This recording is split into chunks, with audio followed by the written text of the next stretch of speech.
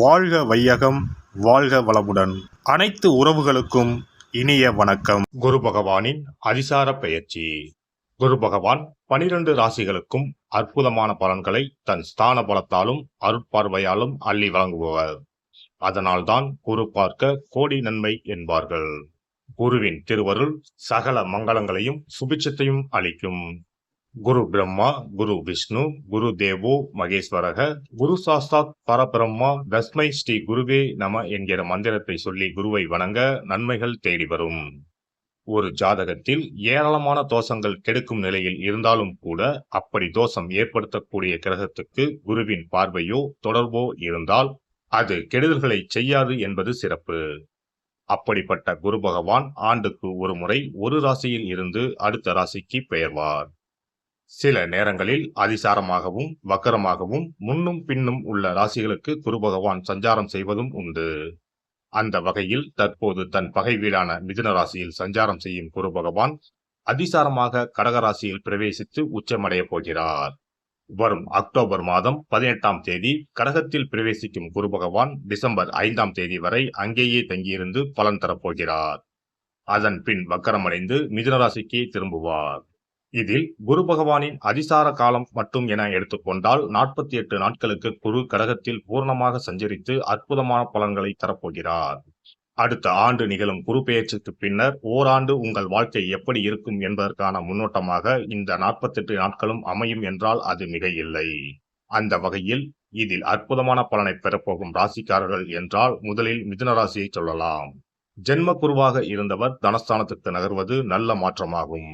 கன்னி ராசிக்கு லாபஸ்தானத்தில் அமர்ந்து உற்சாகத்தை கொடுக்க போகிறார். விருச்சிக ராசிக்கு 9இல் அமர்ந்து ஆசுவாசப்படுத்தப் போகிறார். மகர ராசிக்கு 7இல் அமர்ந்து ஆனந்தமான வாழ்வை தரப்போகிறார். மீனராசிக்காரர்கள் கஷ்டங்கள் நீங்கி சுகமான வாழ்வை அனுபவிப்பார்கள். மற்றபடி தனகாரகரான குரு பகவான் உச்சம் அடைவதால் உலகெங்கும் பணத்தட்டுப்பாடு ஓரளவு நீங்கும். வாரா கடன்கள் வங்கிகளுக்கு அதிகம் வசூலாகும். மழையளவு உயரும். உணவுப் பொருள் உற்பத்தி அதிகரிக்கும். விருச்சிக ராசியை குரு பகவான் பார்ப்பதால் பூமி விலை உயரும். ரியல் எஸ்டேட் சூடுபிடிக்கும். மருந்து பொருட்களின் விலைகள் குறையும். குரு பகவான் மகர ராசியை பார்ப்பதால் அந்நிய முதலீடுகள் அதிகரிக்கும். குரு பகவான் மீனராசியை பார்ப்பதால் கல்வித்துறை நவீனமாகும். பதிப்பகத்துறை, கேட்டரிங், சட்டம், சிஏ, சிவில், ஆர்கிடெக்ட் துறைகள் வளர்ச்சியடையும். இந்த அதிசார பெயர்ச்சியால் உங்கள் வாழ்வில் வளமும் நலமும் செல்வ செழிப்பும் பெற்று வாழ்வில் உயரிய நிலையை அடைய எல்லாம் வல்ல எம்பெருமானை வேண்டி விரும்பி கேட்டுக்கொள்கிறேன். தளராத மனமும் தலைமை பண்பும் கொண்ட மேசராசி அன்பர்களே, தற்போது 3ஆம் இடத்தில் குரு பகவான் அமர்ந்திருக்கிறார். எந்த வேலையை தொட்டாலும் அதை முடக்கி தொட்ட இடத்தில் எல்லாம் செலவை இழுத்து வைத்த குரு பகவான் அக்டோபர் 18ஆம் தேதி முதல் 4ஆம் இடத்திற்கு பயிற்சியாகிறார். அங்கு டிசம்பர் 5ஆம் தேதி வரை சஞ்சாரம் செய்து பலன் தர இருக்கிறார். 4ஆம் இடத்தில் குரு பகவான் சஞ்சாரம் செய்வது கோச்சாரத்தில் அவ்வளவு நல்ல நிலையா என்று பார்த்தால் இல்லை என்றுதான் சொல்ல வேண்டும். ஆனால் இதுவரை சஞ்சாரம் செய்து வரும் 3ஆம் வீட்டை விட நல்ல இடம் என்று கூறலாம். வீடு கட்டும் பணியை தொடங்கி அதை முடிக்க முடியாமல் தடுமாறி கொண்டிருந்த மேசராசிக்காரர்கள் இந்த காலகட்டத்தில் அதை கட்டி முடிக்க சூழ்நிலைகள் கனிந்து வரும். எதிர்பார்த்தபடி வங்கி கடன் கிடைக்கும். கட்டுமான பொருட்கள் தடங்களின்றி வந்து சேரும். ஆவணங்களில் இருந்த பிரச்சனைகள் விலகும். அடிக்கடி பழுதடைந்து தொந்தரவு செய்து கொண்டிருந்த பழைய 2 சக்கரம் 4 சக்கர வாகனங்களை மாற்ற வேண்டும் என்று நினைத்தவர்களுக்கு அது நல்லபடியாக அமையும். புது வாகன யோகம் வாய்க்கும். சிலருக்கு இடமாற்றம், வீடு மாற்றம், ஊர் மாற்றம் ஆகியன ஏற்படும். எப்படிப்பட்ட மாற்றமாக இருந்தாலும் அது உங்களை வாழ்வில் அடுத்த கட்டத்திற்கு எடுத்துச் செல்வதற்கானது என்பதை மறந்து விடாதீர்கள்.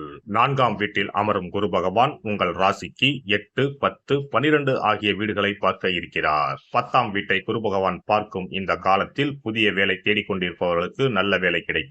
வேலையில் இருப்பவர்களுக்கு பதவி உயர்வு, சம்பள உயர்வு ஆகியன கிடைக்கும். கௌரவ பொறுப்புகள், பதவிகள் தேடி வரும்.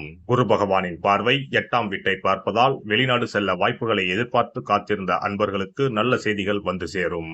விசா கிடைப்பதில் இருந்த தடைகள் விலகும். திடீர் பண வரவுக்கும் வாய்ப்பு உண்டு. எனினும் வீண் செலவுகளை குறைத்து சேமிப்பதில் ஆர்வம் காட்டுங்கள். 12ஆம் வீட்டில் குருவின் பார்வை விழுவதால் சுப செலவுகள் அதிகரிக்கும். சிலர் பலகாலம் செல்ல விரும்பிய ஆன்மீக ஸ்தலங்களுக்கு சென்று வரும் பாக்கியம் கிடைக்கும். குடும்பத்தில் சுபகாரியங்கள் சுப செலவுகள் அதிகரிக்கும். எனினும் தாயின் உடல் ஆரோக்கியத்தில் அக்கறை காட்டுங்கள். இரவு நேர பயணங்களை முற்றிலும் தவிர்த்து விடுவது நல்லது. யாருக்கும் ஜாமீன் கையெழுத்து போட வேண்டாம். இல்லை என்றால் தேவையற்ற பொறுப்புகளை சிக்கல்களை எதிர்கொள்ள வேண்டியிருக்கும். மொத்தத்தில் மேசராசிக்காரர்களுக்கு இந்த அதிசார குரு பெயர்ச்சி யோக பலன்களையே கொடுக்கும். குரு பகவான் தரும் நன்மைகளை முழுமையாக பெறவும் தடைகள் அகலவும் வியாழக்கிழமைகளில் நவகிரக குரு பகவானை வழிபடுங்கள். வயது முதிர்ந்தவர்களுக்கு தங்களால் இயன்ற உதவிகளை செய்யுங்கள். குருவருள் உங்கள் வாழ்வை வளமாக்கும். சிறப்பு தொகுப்பு. நட்சத்திர பலன்களும் அதற்கான பரிகாரங்களும். குரு பார்க்க கோடி நன்மை என்பார்கள். நாம் நம் வாழ்வில் சந்திக்கும் அனைத்து விதமான மங்கள காரியங்களுக்கும் வெற்றிகளுக்கும் குருபலம் அவசியம். நவ கிரகங்களில் சுப கிரகமாக விளங்குபவர் தேவகுரு பிரகஸ்பதி. பிரகஸ்பதியை பூச நட்சத்திரத்தில் அவதரித்தவர் என போற்றி வணங்குகிறோம். அவர் வணங்குதலுக்கும் போற்றுதலுக்கும் உரியவர். தேவகுருவான பிரகஸ்பதி சப்த ரிஷிகளில் முக்கியமானவர். உலக வாழ்வில் அனைத்திலும் வெற்றி பெற அருள்நிதியும் அறிவு நிதியும் அள்ளித்தரும் பிரகஸ்பதியை அனுதினமும் வழிபட்டு பேரானந்தம் அடையலாம். அவரை வழிபடுவதற்கு உகந்த நாள் எது? பூச நட்சத்திர நாளில் அவரை ஜபம் செய்து அர்ச்சித்து ஹோமங்கள் நடத்தி வணங்கினால் வாழ்வில் சகல சௌபாக்கியங்களையும் பெறலாம். குரு வாரமாக்கிய வியாழக்கிழமையும் அவரை வழிபடுவதற்கு உகந்த தினமாகும். ஒருவரது ஜாதகத்தில் குரு பகவான் எங்கிருந்தாலும் கோசாரப்படி குருவி நிலை எப்படி இருந்தாலும் அதற்காக கவலைப்படாமல் கலங்கி தவிக்காமல் மாதந்தோறும் பூச நட்சத்திர நாளில் வழிபட்டால் குருவின் பேரொருளை பெறலாம். அதேபோல் வியாழக்கிழமையும் பூச நட்சத்திரமும் ஒரு சேர வருகிற நாளில் குரு பகவானை வழிபட்டால் இழந்த பதவி மற்றும் செல்வங்களை பெற்று வாழலாம் என்பது ஐதீகம். குரு பகவான் அதிசார நிலையில் கடகத்தில் பயணிக்கும் 48 நாட்களும் நட்சத்திரப்படி நிகழும் பொதுவான பலன்கள் என்ன என்பதனையும் 27 நட்சத்திரக்காரர்களும் செய்ய வேண்டிய வழிபாடுகள் என்ன என்பதை பற்றியும் காண்போம். அஸ்வினி நட்சத்திரம். அஸ்வினி நட்சத்திரத்தில் பிறந்தவர்கள் குருவின் இந்த அதிசார பயிற்சி காலத்தில் உடல் ஆரோக்கியத்தில் கவனம் செலுத்த வேண்டும். வாழ்க்கை துணைவர் உங்களுக்கு உறுதுணையாக இருப்பார். இவர்கள் வியாழக்கிழமைகளில் முருகப்பெருமானை வழிபடுவதன் மூலம் ஆரோக்கியம் மேம்படும். வீட்டில் நெய் விளக்கு ஏற்றி வைத்து குமாரஸ்தவம் படித்து கந்த வேலை வழங்குவது விசேஷம். பரணி நட்சத்திரம்.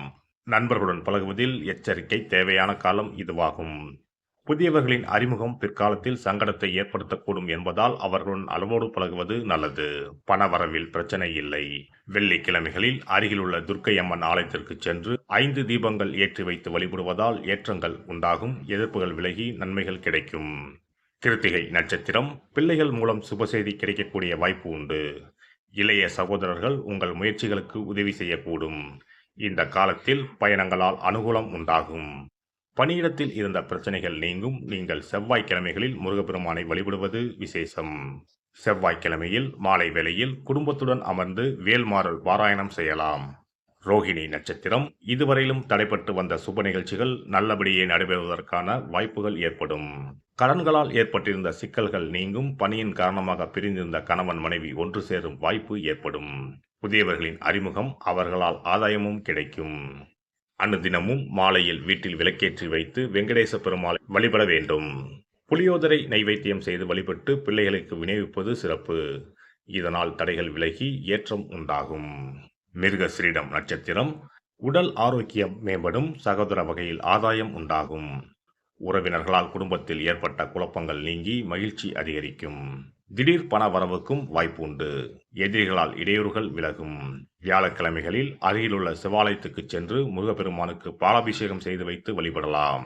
நேரம் கிடைக்கும் போதெல்லாம் கந்த சஷ்டி கவசம் படிப்பது அதீத அனுகூலத்தை தரும். திருவாதிரை நட்சத்திரம். வேண்டாதவர்கள் விலகிச் செல்லும் காலம் இது. நவீன ரக ஆடை ஆபரணங்கள் வாங்கி மகிழும் வாய்ப்பு ஏற்படக்கூடும். எதிர்த்து நின்ற உறவினர்கள் வலிய வந்து உறவு பாராட்டுவார்கள். பழைய கடன்களை கொடுத்து முடிக்கக்கூடிய காலம் இதுவாகும். சிவ பெருமானை வழிபடுவது நல்லது. குறிப்பாக பிரதோஷ தினத்தில் வில்வம் சமர்ப்பித்து வணங்க வேண்டும். நந்திக்கு காப்பரிசி படைத்து வழிபடுங்கள். கிடைக்கும் நன்மைகள் பல்கி பெருகும். புனர்பூசம் நட்சத்திரம்.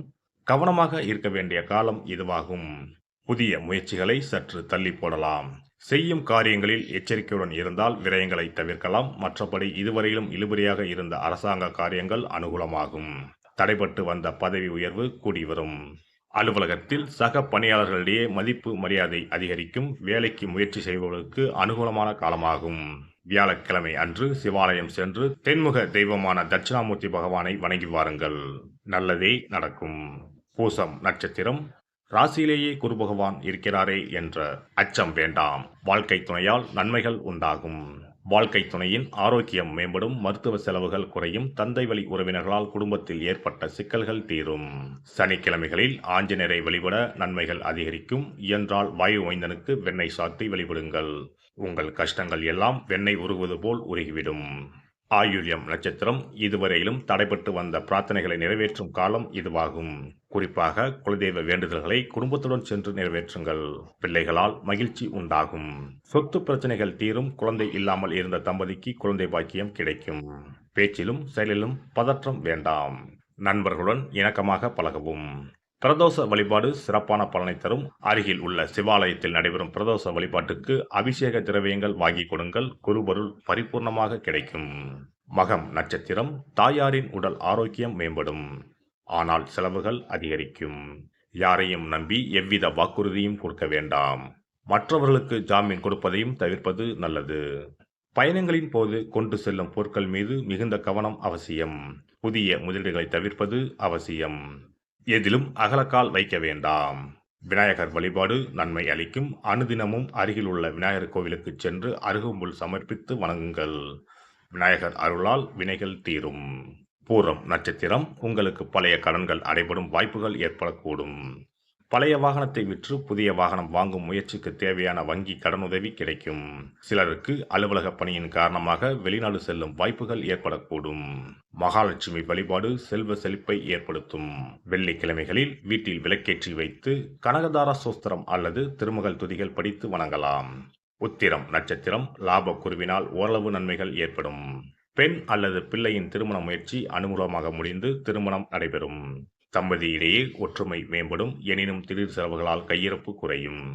மேல் அதிகாரிகளிடம் பக்குவமாக நடந்து கொள்வது எதிர்காலத்துக்கு நல்லது. முருகப்பெருமானை வழிபட சிரமங்கள் குறையும். சஷ்டி தினங்களில் தினை மாவு படைத்து உருவாய் அருள்வாய் என தொடங்கும் துதிப்பாடலை பாடி வணங்குவதால் விசேஷ பலன்கள் கைகூடும். அஸ்தம் நட்சத்திரம். கருத்து வேறுபாடு காரணமாக விலகி நின்ற இளைய சகோதரர்கள் உங்களை புரிந்து கொண்டு அன்பு பாராட்டும் காலமாக இது இருக்கும். சிலருக்கு மழலை பாக்கியம் ஏற்பட்டு மனதிற்கு மகிழ்ச்சி உண்டாகும். குடும்பத்தில் உற்சாகமும் மகிழ்ச்சியும் நிலவும். அக்கம் பக்கத்தினால் ஏற்பட்ட தொல்லைகள் விலகும். சனிக்கிழமையில் அனுமன் சாலிசா பாராயணம் செய்வது நன்மையை தரும். அவருக்கு செந்துர காப்பு செய்து வழிபடுங்கள். நன்மையே நடக்கும். சித்திரை நட்சத்திரம். அலுவலகத்தில் ஏற்பட்ட குழப்பங்கள் நீங்கும். மனதில் தெளிவு உண்டாகும். அதிகாரிகள் அனுசரணையாக இருப்பார்கள். வாழ்க்கை துணையுடன் ஏற்பட்டிருந்த மனக்கசப்புகள் நீங்கி அந்யோன்யம் அதிகரிக்கும். பதவி உயர்வுக்கும் வாய்ப்பு உண்டு.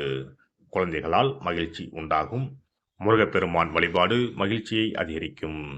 செவ்வாய்க்கிழமைகளில் முருகன் கோவில் சென்று அர்ச்சனை செய்து வழிபடுவதால் தடைகள் நீங்கும்.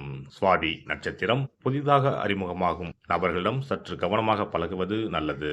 தேவையில்லாமல் மற்றவர்களின் விஷயத்தில் தலையிடுவதை தவிர்ப்பது அவசியம். குடும்ப விஷயங்களை வெளியில் சொல்வதால் சில பிரச்சனைகள் ஏற்படக்கூடும். அதனை தவிர்ப்பது நல்லது.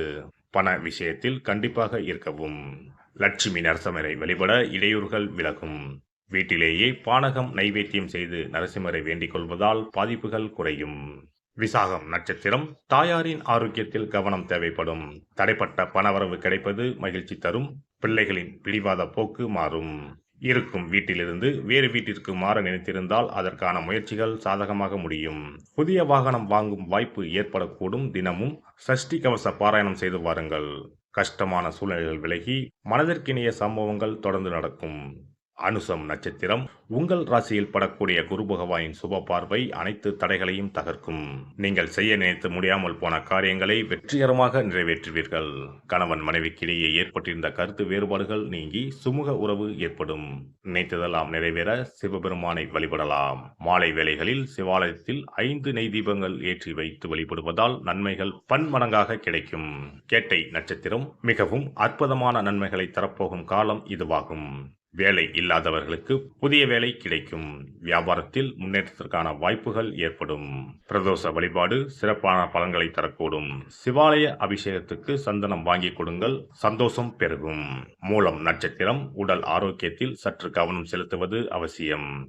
சிலருக்கு பணியின் காரணமாக வெளியூர் அல்லது வெளிநாட்டுக்கு தற்காலிகமாக செல்லக்கூடிய வாய்ப்புகள் ஏற்படும். இரவில் சொந்த வாகனத்தில் நீண்ட தூர பயணங்களை தவிர்ப்பது நல்லது. புதிய காரியங்களை தொடங்குவதற்கு முன்பு விநாயகரை வழிபடுவது நல்லது. வியாழக்கிழமைகளில் அவர் சன்னதியில் சிதறு தேங்காய் உடைத்து நெய் தீபம் ஏற்றி வைத்து வழிபட்டு வாருங்கள். தடைகள் விலகும். போராடம் நட்சத்திரம் ராசிப்படி 8இல் குரு இருந்தாலும் கவலை வேண்டாம். உச்சம் பெற்றிருப்பதால் பெருமளவு நன்மையான பலன்களையே தருவார். பயணங்கள் ஆதாயம் தருவதாக இருக்கும். ஆனால் உடல்நிலையில் மட்டும் சற்று கவனமுடன் இருப்பது நல்லது. யாருக்கும் எதற்கும் வாக்குறுதியோ ஜாமீனோ கொடுக்காமல் இருப்பது நல்லது.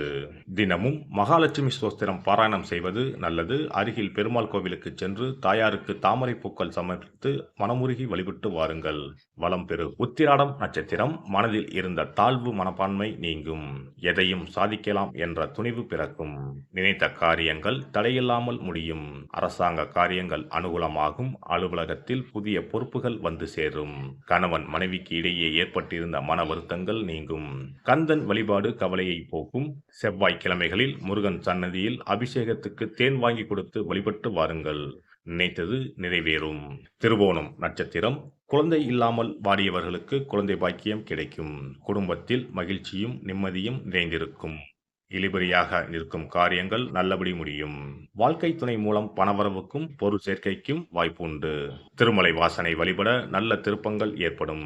சனிக்கிழமைகளில் சர்க்கரை பொங்கல் சமர்ப்பித்து பெருமாளை வழிபடுங்கள். சங்கடங்கள் விலகும். அவிட்டம் நட்சத்திரம் ஆரோக்கியத்தில் அக்கறை காட்ட வேண்டிய காலமாகும். பணிகளில் இதுவரை ஏற்பட்டிருந்த சுமூகமான சூழ்நிலை மாறி இறுக்கமான சூழலில் பணியாற்ற வேண்டிய சூழ்நிலை ஏற்படும் என்பதால் பொறுமையுடன் இருப்பது நல்லது. கடன்களால் சிறு சிறு பிரச்சனைகள் ஏற்பட்டாலும் பாதிப்புகள் எதுவும் இருக்காது. அருகில் உள்ள சிவாலயம் சென்று முருகப்பெருமானை வணங்குவதோடு ஆலயத்தில் அமர்ந்து சண்முக கவசம் பாராயணம் செய்வது நல்லது. சதயம் நட்சத்திரம் ராசிப்படி 6இல் குரு மறைந்தாலும் ஓரளவு நன்மை ஏற்படும். அலுவலகத்தில் பொறுப்புகள் கூடினாலும் அதற்கேற்ற சலுகைகள் கிடைக்கும். அதிகாரிகள் அனுசரணையாக நடந்து கொள்வார்கள். வியாபாரத்தில் முன்பை விடவும் முன்னேற்றம் ஏற்படக்கூடும். வெள்ளிக்கிழமைகளில் துர்க்கை அம்மனுக்கு குங்கும அர்ச்சனை செய்து வழிபடுங்கள். துன்பங்கள் விலகும். புரட்டாதி நட்சத்திரம் பணிகளிலும் பயணங்களிலும் மிகுந்த கவனத்துடன் இருக்க வேண்டிய காலம் இதுவாகும். எவருக்கும் எந்த வாக்குறுதியும் கொடுத்துவிட்டு பிறகு அவசரப்பட வேண்டாம். மேல் அதிகாரிகளுடன் மோதல் போக்கை கடைபிடிப்பதை தவிர்ப்பது எதிர்காலத்திற்கு நல்லது. எதிலும் நிதானத்தை கடைபிடிப்பது மிகவும் அவசியம். தினமும் வீட்டில் குலதெய்வத்துக்கு விளக்கேற்றி வைத்து குடும்பத்துடன் சேர்ந்து வணங்குங்கள். ஒரு முறையேனும் குலதெய்வ கோவிலுக்கு சென்று வழிபட்டு வாருங்கள். நன்மையே நடக்கும். உத்திரட்டாதி நட்சத்திரம் உடல் ஆரோக்கியத்தில் ஏற்பட்டிருந்த பிரச்சனைகள் நீங்கி மருத்துவ செலவுகள் குறையும். பிள்ளைகளால் மகிழ்ச்சி உண்டாகும். அவர்கள் மூலம் பண வரவுக்கும் வாய்ப்பு உண்டு. தந்தை வழி உறவினர்களால் மகிழ்ச்சி உண்டாகும். எடுத்த பணிகள் அனைத்தையும் நல்லபடி முடிப்பீர்கள். தன்னம்பிக்கை அதிகரிக்கும். சிவபெருமானை வழிபட நலன்கள் அதிகரிக்கும். அருகில் உள்ள சிவாலயத்தில் விபூதி அபிஷேகம் செய்து விபூதி பிரசாதத்தை வாங்கி வந்து தினமும் அணிந்து வாருங்கள். சகல விதமான நன்மைகளும் உண்டாகும். ரேவதி நட்சத்திரம் தடைபட்டு வந்த குலதெய்வ பிரார்த்தனையை நிறைவேற்றி நிம்மதி பெறும் காலமாகும்.